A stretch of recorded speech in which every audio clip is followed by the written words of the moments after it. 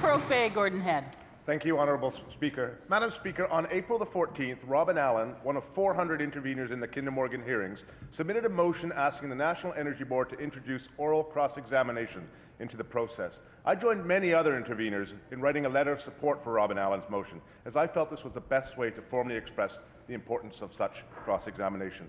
Madam Speaker, the government had 10 days to submit their own letter of support, but they didn't. A letter from the province would have had a profound influence on the NEB. And yesterday, the NEB ruled on Robin Allen's motion and a similar motion tabled by MP Elizabeth May, dismissing their requests for oral cross-examination.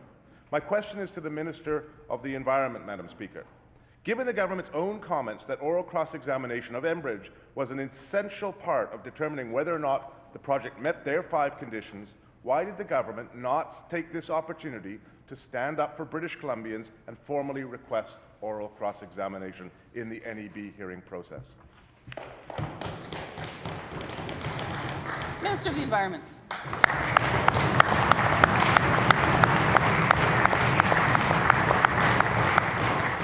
Thank you, Madam Speaker. I thank the member for his question and thank you for alerting me to his interest in the matter. With respect to the National Energy Board hearings, I know the member is aware that they are a body that designs its own standard for how those hearings occur, that we as a province do not influence. Nevertheless, to the member's question, the oral cross-examination, direct cross-examination, is not the only way in which one can put forward a case. In fact, Madam Speaker, there are still opportunities for participants to ask questions of Kinder Morgan, present their own information and perspectives to the panel. Interveners have the option to file detailed written information requests that Kinder Morgan is obliged to respond to, and in fact in writing. And also, interveners have the ability to address the review panel in person and to make their arguments and file written evidence.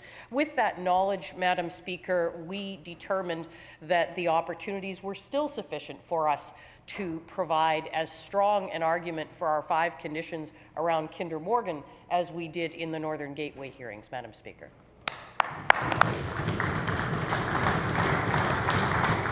Okay, Gordon Head on a supplemental. Thank you, Madam Speaker, and thank you to the Minister, through you, Madam Speaker, for the response. Oral cross-examination, Madam Speaker, was essential to assessing the extent to which the project met the government's 5 conditions. It uncovered serious gaps in Enbridge's evidence and led the province to conclude that it could not support the project.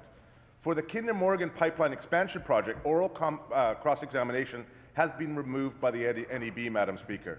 On April the 23rd, Madam Speaker, I submitted an open letter to the Premier asking her to consider formally calling on the National Energy Board to introduce oral cross-examination.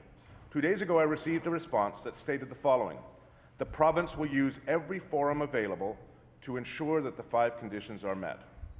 I respect that response. However, my question through you, Honourable Speaker, to the Minister is this: does the government believe that 2 written requests are sufficient to assess the meeting of the proposal with its 5 conditions? And if not, what other forums is the government using to ensure that it will receive sufficient information to assess its 5 conditions?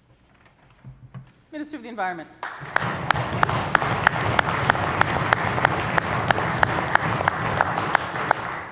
Thank you, Madam Speaker, and again thank the member for the question.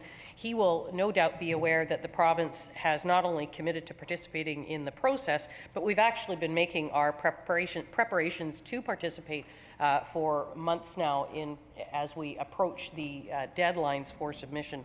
For us, we still believe that with respect to our ability as interveners to request information in writing from Kinder Morgan, we believe that we can do that in a detailed way that will provide us the information to evaluate. We also believe that we can provide to the panel in person an effective argument on behalf of our 5 conditions. But, Madam Speaker, it's also important to note that the passage through the NEB process successfully is only one condition for us as a province.